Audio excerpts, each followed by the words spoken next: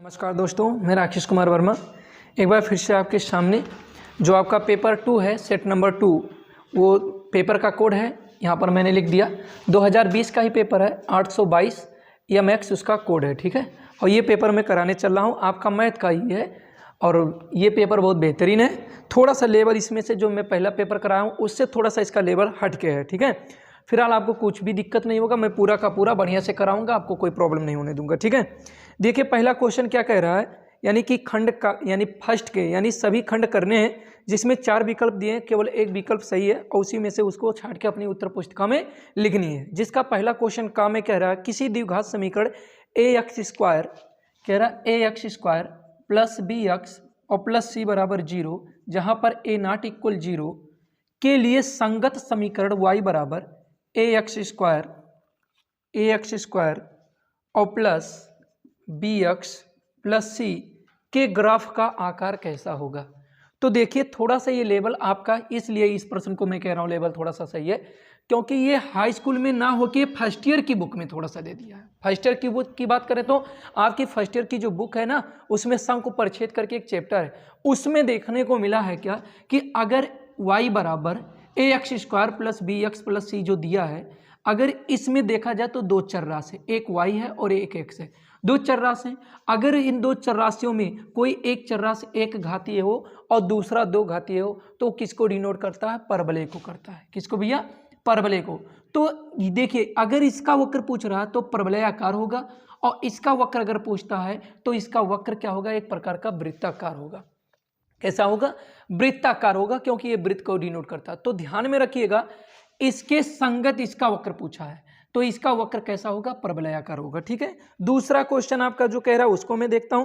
कह रहा है यदि 3 cot a बराबर 4, 3 cot a बराबर दिया कितना 4, तो sec a का मान ज्ञात कीजिए। तुरंत आप क्या कीजिएगा, cot a बराबर 4/3 हो जाएगा और इसे हमें क्या करना है, sec का मान निकालना। तो sec का मान निकालने के लिए आप एक काम कीजिए, सबसे आसान तरीके में कह दूं मैं तो tan इसको मैं लिख सकता हूं, tan a बराबर 3/4 हो जाएगा और sec बराबर क्या होता है, sec² a बराबर 1 प्लस tan² a होता है मेरे भाई। तो आपको sec a चाहिए तो ये करड़ी में हो जाएगा। अब यहाँ पर आप देखिएगा कि 1 प्लस tan का मान 3/4 का होल स्क्वायर कर दिया जाएगा और ये हो जाएगा 1 प्लस 9/16।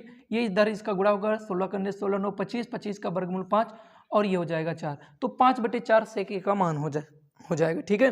फिर कह रहा है 1 से 9 तक, प्रश्न में फिर आपके कह रहा क्या, 1 से 9 तक, एक एक नंबर का सभी क्वेश्चन है। कह रहा 1 से 9 तक की प्राकृतिक संख्याओं का समांतर माध्य ज्ञात कीजिए। देखिए आप इस क्वेश्चन को ट्रिक से भी लगा सकते हैं, लेकिन आपको लगाना बोर्ड में लिख के आना, तो आपको ट्रिक की जरूरत नहीं है। 1 से 9 तक की संख्याएं, 9 तक की प्राकृतिक संख्याएं, जैसा कि मैं आपको ये बात बता दूं, अब की बार 2021 का जो पेपर है इसमें कुछ सिलेबस आप जानते ही हैं कि ख़त्म कर दिया गया है, बट मैं पेपर में जितने क्वेश्चन है सब करा रहा हूँ। आज 2021 है, फिर अगला समय आएगा 2022 का, तो उसमें भी लड़के पेपर को पढ़ना चाहेंगे। तो पेपर को पढ़ने के लिए मैं पूरा सिलेबस करा रहा हूँ। ये नहीं है कि मैं कोई एक पेपर में ऐसा कुछ सिलेबस हटा दूँ, कुछ नहीं, मैं पूरा का पूरा करा रहा हूँ। लेकिन मैं नोटिस भी करा दे रहा हूँ कि ये क्वेश्चन हटा दिया गया है। तो देखिए 1 से 9 तक की प्राकृतिक संख्याएँ कौन होती, 1 2 3 4 5 6 7 8 और 9। अब इसमें हमारा समांतर माध्य का सूत्र होता है, समांतर माध्य बराबर पदों का योग और बटे कितना होता है, पदों की संख्या, सम ऑफ टोटल नंबर और टर्म ऑफ नंबर्स, कितने नंबर से यानी पदों की संख्या कितनी है वो। समांतर माध्य को हम x बार से दर्शाते हैं, लेकिन यहाँ पर कोई जरूरत नहीं है। फिर यहाँ पर 1 plus 2 plus 3 plus 4 plus 5 plus 6 plus 7 plus 8 plus 9 और बाई कितना आपका हो जाएगा, पदों की संख्या तो 9 ही है। अब इसमें आपको देखने की जरूरत क्या है कि सभी को जोड़ देंगे, तो जोड़ने के बाद ये कितना हो जाएगा, 45 हो जाएगा। जोड़ के देख लीजिए, 3 3 6 4 10 और 5 15 और 6 21 7 28 28 और 8 यानी 36 और 9 45, 45 9 पचे 45 यानी 5 हो जाएगा। कितना हो जाएगा, 5। ऑप्शन में भी 5 दिया हूँ मेरे भाई, ठीक है। अब अगले क्वेश्चन पे चलते हैं, घा में चलते हैं। ये भी एक नंबर का क्वेश्चन था आपका। घा में मैं कह रहा हूँ क्या, समांतर श्रेणी -5 -1 और 3 7 ... कह रहा समांतर श्रेणी समांतर श्रेणी का जो सीरीज दिया है -5 -1 3 7 डॉट डॉट डॉट डॉट का सर्वांतर ज्ञात करना है। तो देखिए मैं सर्वांतर के लिए आपको उसको बताऊं तो मैं 3 वीडियो समांतर श्रेणी का बनाया हूं, फर्स्ट सेकंड थर्ड, ठीक है। और कुछ वीडियो में मैं ये नहीं किया हूं कि मतलब थोड़ा बहुत क्वेश्चन कराया हूं, मैं थ्योरी और क्वेश्चन दोनों करा दिया हूं। तो आप वहां से जाके देख भी सकते हैं अगर आपको थ्योरी की जरूरत है, लेकिन फिर भी हर एक क्वेश्चन पे मैं थ्योरी यानी फार्मूला करा दे रहा हूं। देखो ये अगर कोई सीरीज मालूम हो, अगर कोई सीरीज समांतर श्रेणी में मालूम हो तो आपको डी जो ज्ञात करना है, सर्वांतर जो ज्ञात करना है वो T2 - T1 किया जाता है। कितना किया जाता है? T2 - T1। T2 का मतलब होता है पदों की संख्या, दूसरे पदों की संख्या माइनस प्रथम पदों। तो दूसरा पद आपका कितना -1 है, माइनस T1 कितना -5 है, तो -1 ये माइनस माइनस प्लस 5 हो जाएगा, तो ये कितना हो जाएगा 4, जो कि आपका आंसर हो गया मेरे भाई, ठीक है। 4 इसमें दिया भी है आंसर, कोई दिक्कत नहीं। फिर कह रहा है क्या, अगला क्वेश्चन कह रहा है एक पासे को एक बार फेंकने पर सम संख्या प्राप्त होने की प्रायिकता। देखिए पासे पर 6 नंबर होते हैं, 1 2 3 4 5 और 6 नंबर होते हैं, और उसको कह रहा कि अगर किसी पासे को फेंका जाता है तो उसमें कुल घटनाएं जो होती हैं वो कुल घटनाएं हमारी कुल घटनाएं जो हमारी होंगी वो कितनी होंगी? 6 होंगी। और कह रहा है कि संभावित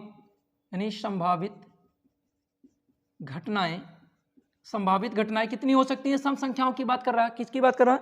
सम संख्याओं की बात कर रहा है। तो 1 2 3 सम संख्या होती हैं, अतः मैं लिखूंगा सम संख्या आने की प्रायिकता। ये 2021 में क्वेश्चन नहीं आएगा क्योंकि पेपर से हटा दिया गया। कुल घटनाओं में जो घटनाएं सम संख्या की हो 3 और बटे 6, 3 दूना 6 1/2, ये आपका हो गया 1/2, क्या हो जाएगा आपका आंसर हो जाएगा, ठीक है। ये 5 क्वेश्चन आपके कंप्लीट हो गए। 6वां क्वेश्चन वृत्त का है। वृत्त का जो क्वेश्चन मैं ये कराने चल रहा हूँ 2021 में, फिर ये वृत्त का भी ये क्वेश्चन नहीं आएगा आपके एग्जाम में, तो इसीलिए आप फिलहाल आप देखिए 4 नंबर में कह रहा है, अगर मान लेते हैं आप पॉलिटेक्निक में कोशिश करेंगे कि पॉलिटेक्निक का क्लास या पेपर देना चाहेंगे एंट्रेंस का, तो उसमें इस तरह के क्वेश्चन अक्सर आते हैं, तो इसीलिए आप ध्यान में रखिएगा। थोड़ा सा इसका आंसर जो इस बुक के अकॉर्डिंग दे रहा है वो गलत है, इसीलिए मैं आपको ये समझाना चाहूँगा, ठीक है। आप 2021 का पेपर देंगे, बाकी तो दोस्त लोग, और फिर 2021 के बाद 2022 भी आएगा और भी सन आते रहेंगे, तो उनके लिए तो कम से कम ये चीज़ें रहे, इसीलिए मैं पूरा का पूरा पेपर करा रहा हूँ, और आप सब लाइक वगैरह भी कर दिया कीजिए, ठीक है। देखिए कह रहा है क्या प्रश्न में ये कह रहा है कि QPT का जो वैल्यू दिया है वो पूरा का पूरा वैल्यू कितना दिया है? 60 डिग्री दिया मेरे भाई। कितना दिया? 60 डिग्री दिया है। तो कह रहा क्या कि POQ इसका वैल्यू ज्ञात करने के लिए कह रहा है। बहुत आसान क्वेश्चन है। देखिए हम आपको एक थ्योरी बताना चाहेंगे। वो थ्योरी क्या है? अगर कोई वृत्त है और उस वृत्त के केंद्र से अगर वृत्त की अगर कोई ऐसे कोई हमारी ये वाली जो रेखा है इसको हम लोग यानी मान लेते हैं PT है, तो इस रेखा को हम लोग स्पर्श रेखा कहते हैं। क्या कहते हैं मेरे भैया? स्पर्श रेखा कहते हैं। और ये हमारा O है। तो स्पर्श रेखा जो हमारी होती है वो क्या करती है? तो जो हमारा स्पर्श रेखा होता है उस पर क्या हमारा जो वृत्त की त्रिज्या होती है, जो हमारी रेडियस होती है, जो त्रिज्या होती है, वो हमारे इस पर स्पर्श रेखा पर क्या होता है? वो लंब होता है। क्या होता है? लंब होता है। ये रचना नंबर 1 भी है भैया आपका। हाँ, रचना नंबर 1 भी है कि किसी भी स्पर्श रेखा मतलब स्पर्श रेखा खींचना, तो कोई भी स्पर्श रेखा होती है वृत्त की त्रिज्या उस स्पर्श रेखा पर लंब होती है। तो कहने का मतलब इस बात से ये पता चला कि ये वाला जो पूरा एंगल बनना चाहिए वो 90 बनना चाहिए, और इसमें कौन कितने अंश का कोण बन चुका है? ये आपका 60 बन चुका है। ये वाला जो एंगल था इतना 60 आपका बन चुका है। तो शेष बचा कितना मेरे भाई? शेष बचा आपका कितना? 30। अब देखिए यहाँ पर जबकि OP बराबर OQ बराबर वृत्त की त्रिज्या, इसलिए समद्विबाहु त्रिभुज हो जाएगा। अगर वृत्त की त्रिज्या है तो ये वाला जो एंगल बन रहा है 30 अंश का, तो ये वाला भी एंगल 30 अंश का बनेगा मेरे भाई। तो त्रिभुज की बात अगर हम करें OPQ में, त्रिभुज OPQ में, तो कोण OPQ प्लस कोण OQP और प्लस कोण POQ बराबर 180, क्योंकि त्रिभुज के तीनों अंतः कोणों का योगफल 180 अंश होता है। इसका वैल्यू 30 है, इसका भी वैल्यू 30 है, और प्लस POQ बराबर 180। तो ये हो जाएगा POQ बराबर 180 माइनस 30 और 30 60 इधर आएगा, तो 120 यानी 120 अंश का हो जाएगा मेरे भाई। कितने का हो जाएगा? 120। जबकि आपके प्रश्न में गलत दे रहा है आंसर, इसका आंसर दे रहा है इसके अनुसार, इसके 120 ऑप्शन में, ऐसी बात नहीं है, ऑप्शन में है, लेकिन ये क्या नाम है 135 दे रहा है, लेकिन वो रॉन्ग है। इसके कई आंसर में देखा हूँ इस बुक से तो आंसर कई गलत हैं। तो इसके लिए आप टेंशन मत लीजिए, हम पूरा का पूरा सॉल्व करा रहे हैं प्रूफ के साथ, फिर उसमें आपको टेंशन लेने की कोई ज़रूरत नहीं है। अब हम नंबर 2 में आ गए, खंड काम में, यानी पहले का जो भी 6 क्वेश्चन था मैंने करा दिया, अब हम 2 में आ जा रहे हैं। ठीक है, 2 में भी यानी प्रश्न संख्या 2 में, इसमें भी कह रहा सभी खंड कीजिए, सभी खंड करना है। पहला खंड में पहला क्वेश्चन क्या कह रहा, यदि 27, इसको इंपॉर्टेंट कर दीजिएगा भाई, मैं जो अब बताने चल रहा हूँ ये इसको इंपॉर्टेंट कीजिएगा। ये 27 से 23 x-4 x+4 15 3 और 7 का समांतर माध्य कितना दिया है, 15 हो तो यक्ष का मान ज्ञात करना। बहुत बढ़िया क्वेश्चन है, अक्सर एग्जाम में आते रहते हैं, इसलिए मेरे भाई इसको आप ध्यान से देखिएगा। और ये कंपटीशन के पॉलिटेक्निक में भी क्वेश्चन पूछा जा चुका है कई बार, तो इसीलिए आप ध्यान में रखिएगा इस एग्जाम के लिए भी, अगले जो तुम्हारा पॉलिटेक्निक का आने वाला उसमें भी। ठीक है, तो श्रेणी दिया, यानी कि जो इसका आंकड़ा दिया, कितना दिया, आंकड़ा जो दिया है वो आंकड़ा कुछ इस तरह से है, 27 23 x-4 x+4 15 3 और 7। तो समांतर माध्य बराबर कितना दिया मेरे भाई, समांतर माध्य बराबर दिया 15, और सूत्र होता है पदों का योग बटे पदों की संख्या, पदों का योग बटे पदों की संख्या। ठीक है, पदों की संख्या, पदों की संख्या, और बराबर ये कितना दिया, 15 दिया है। चलो 27 + 23 + x-4 + x+4 + 15 + 3 + 7। अब और ये बात, ऐसे क्वेश्चन को और ही आसानी तरीके से लगाया जा सकता है, लेकिन आपसे मैं सिर्फ ये कह रहा हूँ कि आपको ऐसे बता दे रहा हूँ। अगर आप कंपटीशन क्लास करना चाह रहे होंगे या जानते होंगे तो हमारे इस चैनल को भी सब्सक्राइब कर लीजिएगा। बहुत ही जल्द हम कंपटीशन क्लास की भी व्यवस्था बना रहे हैं, जो UPSI का आया है उसके लिए मैं वीडियो डालता रहूँगा रेगुलर। तो मेरे दोस्तों, थोड़ा सा प्रॉब्लम क्या है ना कि कहीं ना कहीं अब व्हाइट बोर्ड पे लिखने का मतलब आप लोगों को थोड़ा सा प्रॉब्लम होता है, लेकिन अपने पास यही व्यवस्था तो फिर हर कुछ किया नहीं जा सकता, जो है वो तो है। 1 2 3 4 5 6 7 7 टर्म्स हैं इसमें, और ये कुछ इस तरह से मैंने कर दिया। देखिए यहाँ पर 4 माइनस में है, यहाँ 4 प्लस में, कैंसिल आउट हो जाएगा।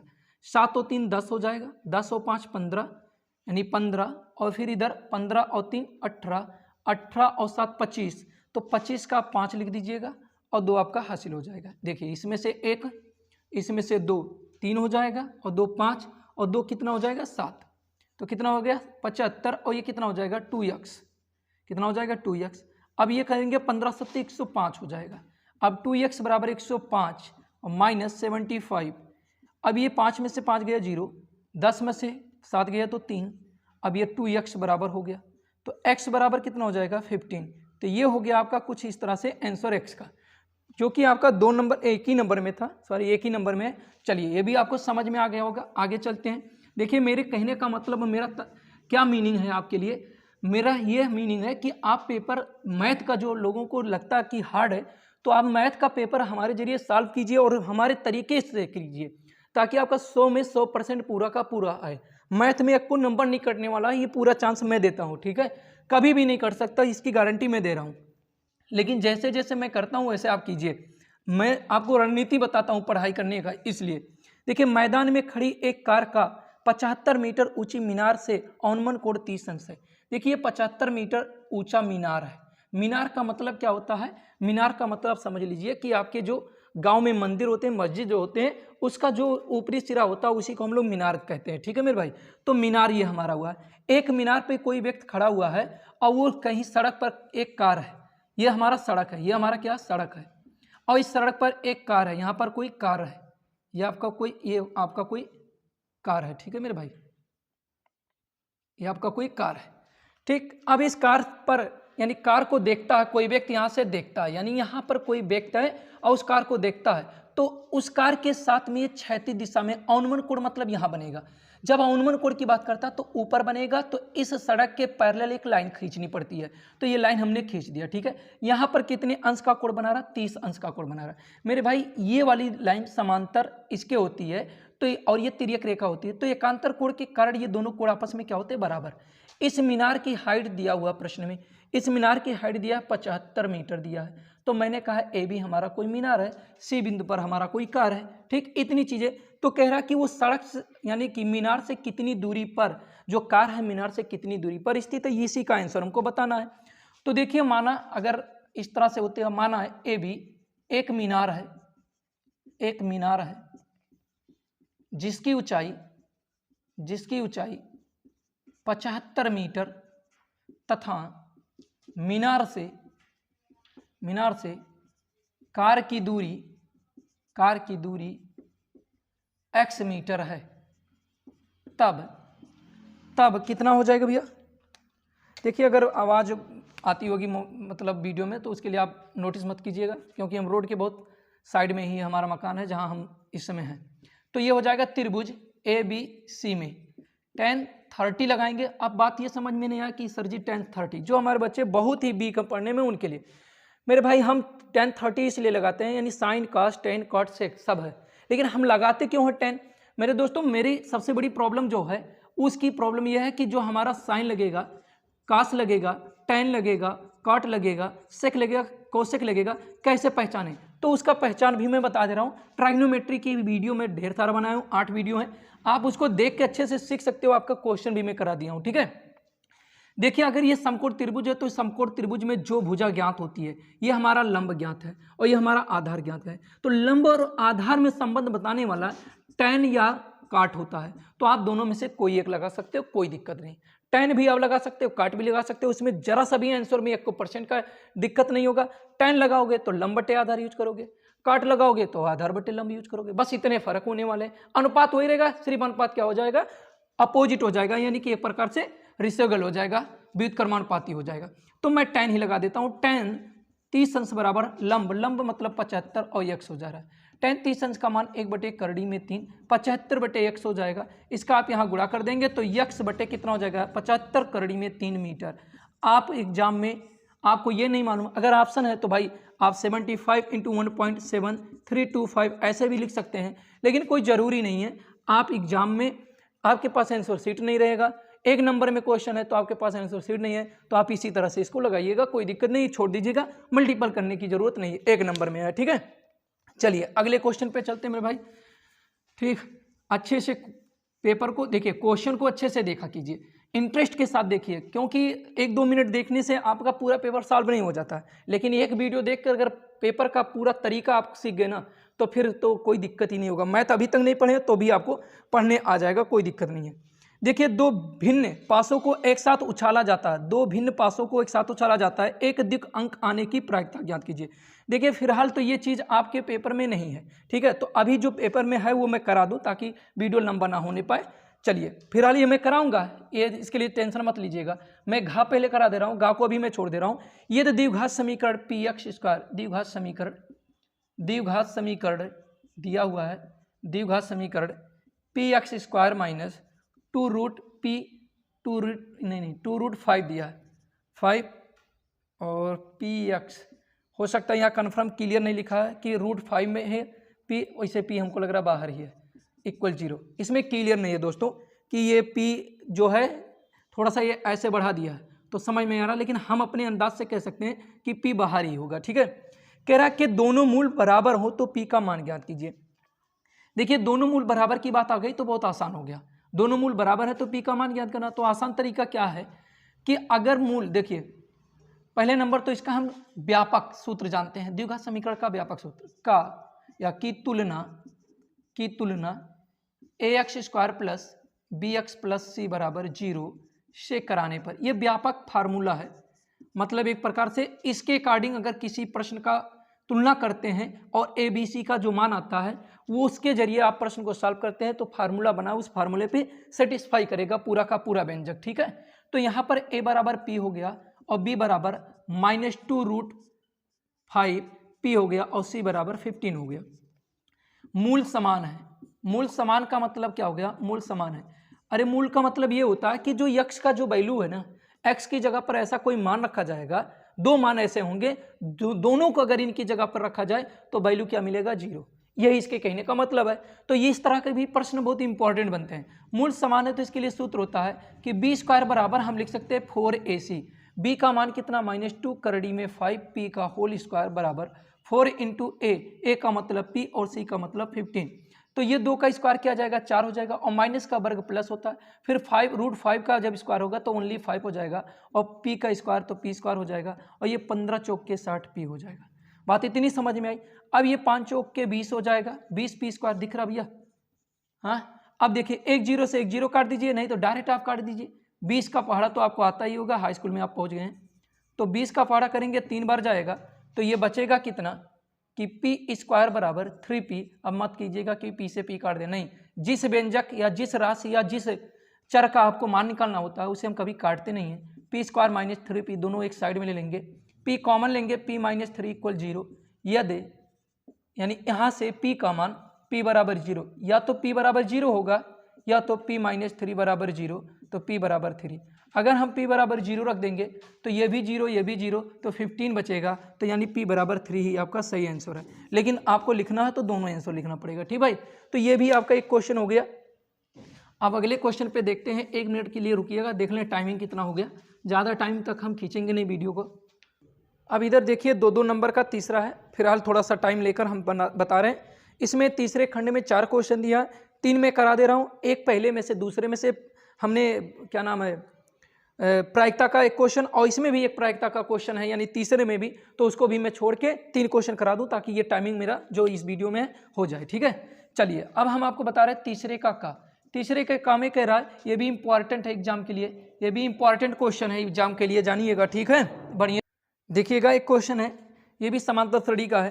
के किस मान के लिए k+9 कामा 2k-1 कामा 2k+7 2k+7 समांतर श्रेणी के क्रमागत पद हैं, तो k का मान ज्ञात कीजिए। कह रहा कि k के किस मान के लिए समांतर श्रेणी के क्रमागत पद है। क्रमागत मतलब अगर जो नंबर आया होगा तो इसकी जगह पे k का मान कोई रखा जाएगा, उस k के मान से ये जो नंबर बनेगा जस्ट उसके बाद वाला नंबर आएगा, फिर उसके बाद वाला कह रहा। तो अगर ये समांतर श्रेणी में, किसमें भैया, समांतर श्रेणी में है, तो हमने आपको एक तरीका फिर वीडियो में मैं बताया हूँ कि अगर 3 पद समांतर श्रेणी में हो तो उसके लिए हम लोग करते क्या है, t2 माइनस t1 बराबर t3 माइनस t2। तो t2 का मान 2k-1 और t1 का मान k+9 है, और t3 का मान 2k+7 और 2k+7 और t2 का मान 2k-1 है, ठीक भाई। तो ये हम कर देंगे 2k-1 और माइनस k और -9, ये हो जाएगा 2k+7, माइनस को तोड़ेंगे तो 2k और इस माइनस का मल्टीपल प्लस, तो ये तो इससे कैंसिल हो गया, 2k में से एक k चला जाएगा, इतना 9 और एक 10 हो जाएगा, इधर 7 और एक 8 हो जाएगा, तो k बराबर 8 + 10, तो ये कितना हो जाएगा 18। k का मान कितना आएगा भैया 18 आ जाएगा, k के मान के यानी 18 मान यहाँ रख दिया जाए तो ये क्रमागत रूप मिल जाएगा संख्या का, ठीक है। तो ये का हो गया। खा में जो दिया है ये भी 52 पत्तों का क्वेश्चन है, वो भी मैं आपको कराऊंगा, लेकिन अभी नहीं, मैं कल वाली वीडियो में कराऊंगा, ठीक है। कह रहा गा में, कह रहा खा को छोड़ दिया मैंने, गा में 2 नंबर का है। समीकरण x² - 7x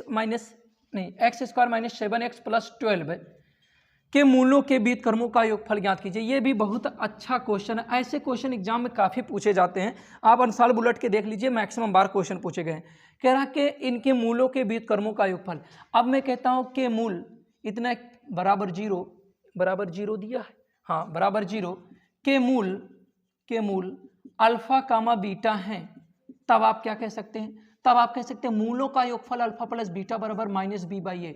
-b/, अरे भाई यहाँ a होता, b होता, c होता, a का मान यहाँ, b का मान यहाँ से माइनस कट जाएगा 7 और बाई a का मान 1, यानी अल्फा प्लस बीटा का जो वैल्यू आया वो केवल आ गया 7। एंड अल्फा इंटू बीटा मतलब मूलों का गुणनफल c/a होता है, c की जगह पर 12 और बटे 1 यानी 12 हो गया अल्फा इंटू बीटा बराबर। तो कह रहा जो आप मूल माने थे तो इनके व्युत्क्रम अल्फा कामा बीटा के व्युत्क्रम क्या क्या हो जाएंगे भैया, 1/अल्फा कामा 1/बीटा होंगे, ठीक है। अब कह रहा है इनके मूलों का योगफल, तो 1/अल्फा प्लस 1/बीटा बराबर क्या हो जाएगा, अल्फा 1 जा अल्फा और बीटा 1 जा बीटा और बटे अल्फा इंटू बीटा। तो अल्फा प्लस बीटा का वैल्यू कितना आपने निकाला है 7 और अल्फा इंटू बीटा का 12, तो ये हो गया आंसर। फिर कह रहा कि इनके मूलों के गुणनफल भी निकालने हैं, तो 1/बीटा बराबर 1 1 जा 1 अल्फा इंटू बीटा हो जाएगा, 1 को रख दिया, अल्फा इंटू बीटा का मान 12, तो 1/12 ये आंसर हो गया, ठीक है। 2 नंबर का ये भी क्वेश्चन था, 1 मिनट से भी कम टाइम में आपका ये क्वेश्चन सॉल्व हो जाएगा, ठीक है। अब इसके बाद अगला क्वेश्चन जो इसमें दिया है, चौथा क्वेश्चन, वो भी मैं देख रहा हूँ क्या दे रहा है। हाँ, 2 संख्याओं का अंतर 26 है और एक संख्या दूसरी संख्या की 3 गुनी है, तो संख्या ज्ञात कीजिए। इसको 2 वेरिएबल 1 वेरिएबल दोनों में लगा सकते हैं, कोई दिक्कत नहीं है, चलिए मैं 1 वेरिएबल में लगा देता हूं, ठीक है। इसका भी लीनियर इक्वेशन का भी मैं वीडियो बनाया हूं, आप वहां से पढ़ भी सकते हैं। 2 संख्याओं का अंतर कितना है 26, माना माना पहली संख्या बराबर x है, तब दूसरी संख्या कितनी हो जाएगी, x माइनस 26। अरे भाई दोनों को घटा दीजिए, घटाएंगे दोनों तो कितना आना चाहिए, 26। तो बात हो गया। तो यानी ये बात हो गया।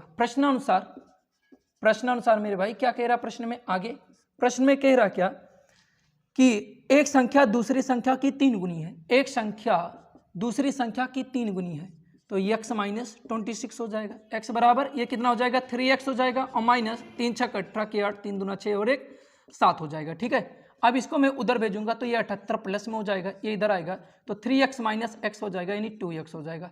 ठीक है, तो 2 3 6, 2 9 18, x बराबर कितना हो जाएगा, 39। x बराबर 39 हो जाएगा। तो ये देखिए आपका ये 39 आ गया। अब संख्याएं, अतः संख्याएं कौन कौन होंगी, अतः संख्याएं जो हैं वो कौन कौन होंगी, 39 और 39 माइनस 26, 39 हो जाएगा, 3 हो जाएगा, 1 इतना हो जाएगा। ठीक है, दोनों का अंतर लीजिए, आपका 26 ही आएगा। तो इस तरह से आपके 3 टाइप यानी तीसरे तक का मैं करा दिया हूँ, जिसमें से 2 क्वेश्चन बच रहे हैं, एक 2 खंड में से बच रहा है और एक 3 में से बच रहा है। ठीक है, मैं दोनों कराऊंगा फिलहाल के लिए, वो प्रायिकता का मैं कल ही कराऊंगा बढ़िया बाकायदे का तरीके से। लेकिन आपको एक काम करना है, अगर वीडियो सही लगे तो आप लाइक जरूर कर दीजिए, दोस्तों में शेयर भी कर दीजिए, क्योंकि मैं चाह रहा हूँ आपका मैथ का पेपर बहुत बेहतरीन हो। साइंस का भी मैं लाऊंगा, इधर मेरा एग्जाम है एक, कल मेरा एग्जाम है, वो भी खत्म हो जाए, फिर मैं परसों से रेगुलर आपके साथ जुड़ा रहूंगा। और आप भी जुड़े रहिए, लोगों में शेयर भी कीजिए, ताकि हम आपके लिए ज़्यादा से ज़्यादा सहयोगी हो सकें आपके लिए। ठीक है, जय हिंद जय भारत।